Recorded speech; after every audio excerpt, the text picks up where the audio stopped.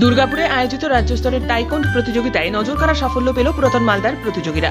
প্রতিযোগিতায় সাফল্য অর্জনকারী 20 জন প্রতিযোগীর মধ্যে গোল্ড পেলেন 5 জন, 4 জন পেলেন সিলভার এবং ব্রোঞ্জ মেডেল পেলেন 11 জন। শুক্রবার সন্ধ্যা আনুমানিক 7টা নাগাদ ওল্ড মালদা টাইকোন্ড ক্লাবের প্রশিক্ষক কৃষ্ণ বাজপেয়ী সহ জয়ী সমস্ত প্রতিযোগীদের উপহার সামগ্রী এবং শুভেচ্ছা অভিনন্দন জানান মালদা বিধানসভা কেন্দ্রের প্রাক্তন বিধায়ক ভূপেন্দ্রনাথ হালদার এবং বিশিষ্ট সমাজসেবী মান্তু ঘোষ। তাদের আরও এগিয়ে যাওয়ার অনুপ্রেরণা প্রদান করেন।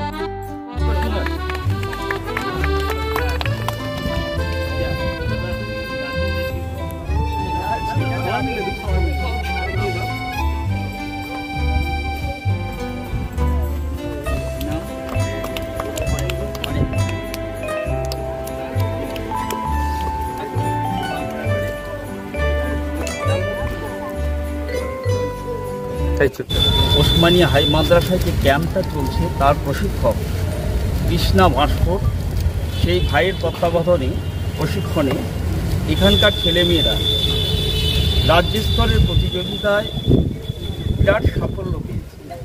এখানে 22 জন অংশগ্রহণ করেছিল, তার মধ্যে 20 জন পদক পেয়েছে, 6